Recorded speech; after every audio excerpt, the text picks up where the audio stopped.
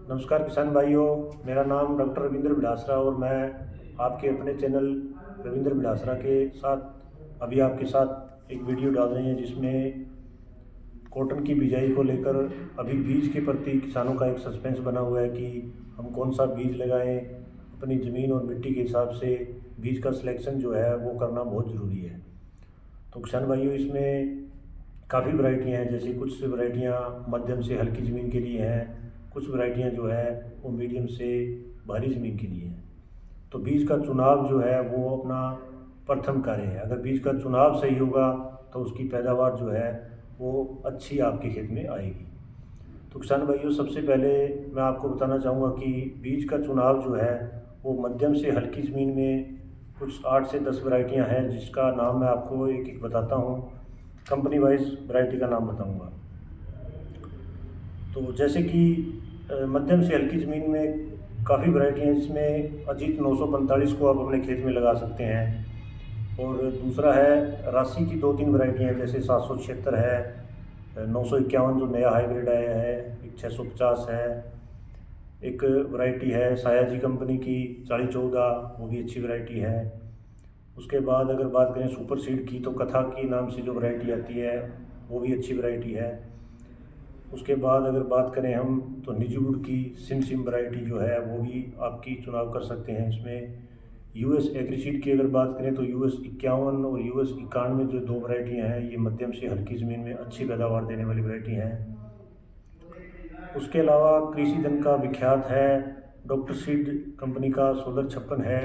ये वैरायटियाँ हमने नोट करी है कि ये लगभग मीडियम से हल्की ज़मीन में जहाँ भी लगी हैं, इनकी पैदावार जो है वो बढ़िया आई है। तो किसान भाइयों, दूसरा जो है वो मध्यम से भारी ज़मीन के लिए वैरायटी का चुनाव जो है वो आपको करना है। तो उसमें आप कर सकते हैं जैसे अजीत सीड का 177 177 वैरायटी, अंकुर का अजय है, जलवा है, चिराग है। ये 2-3 वैरायटियाँ जो है अंकुर सीड की भी अच्छी हैं। अगर राशि सीड की बात करें तो 773 है, 653 है, 846 है। ये 3 वैरायटियाँ राशि की भी हैं। माइको का भी बलराज और तेजा जो है वो मीडियम से भारी बाण के लिए अच्छी वैरायटी है। निजीवुड का टैलेंट जो है बहुत अच्छी वैरायटी है, उसको भी आप लगा सकते हैं। उसके अलावा डॉक्टर सीड का एक हाइब्रिड है 004, जो पिछले 1-2 साल से डिमांड में रही है, बहुत अच्छी वैरायटी है।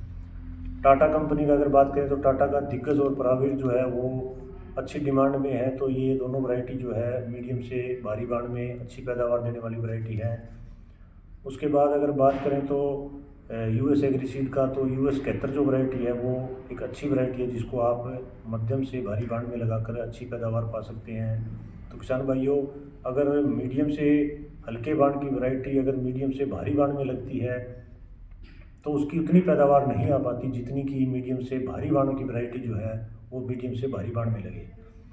और भारी बाण की वैरायटी अगर आप हल्की मिट्टी में लगाएंगे तो फिर उसकी पैदावार जो है वो इतनी नहीं आएगी अच्छी, क्योंकि इनको थोड़ा सा अच्छे बाण और अच्छे पानी और अच्छे मैनेजमेंट की ज़रूरत होती है।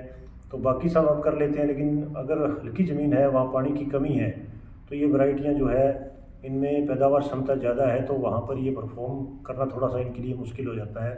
तो किसान भाइयों, ये जो वैरायटियाँ आपको बताई हैं ऑलमोस्ट ये वैरायटियाँ जो है पॉपुलर है। 10-10 वैरायटियाँ जो दोनों साइड की मैंने बताई हैं। तो कोशिश करके आप इनमें से किसी भी वैरायटी का जो है चुनाव करके आप अपने खेत में लगा सकते हैं।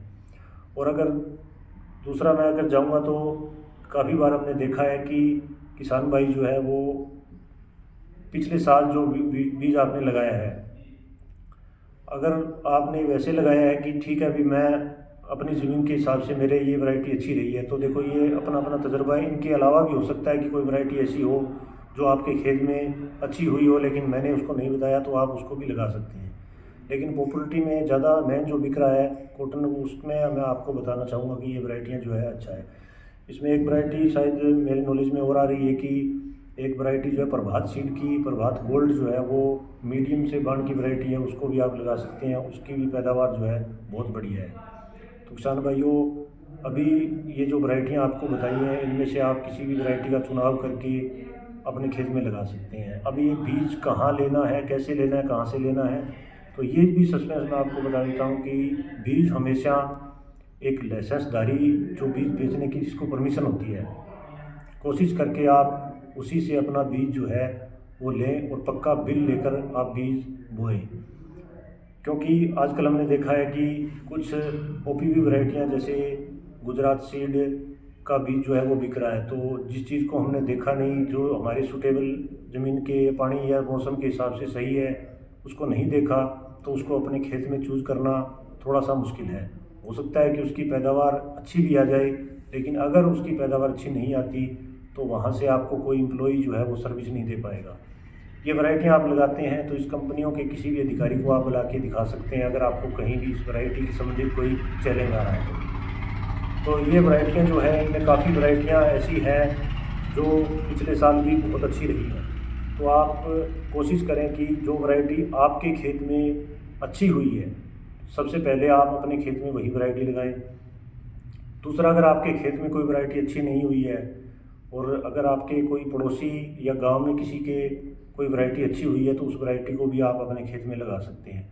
तीसरा है कि अगर आपके गांव में या आपके खेत पड़ोसी या आपके खेत में कोई वैरायटी अच्छी नहीं हुई, लेकिन पड़ोसी गांव में कोई चर्चित वैरायटी है जो नई आई है, जिसकी पैदावार अच्छी है, बीमारी कम आती है, तो उस वैरायटी को भी आप अपने खेत में 10-20% तक लगा सकते हैं।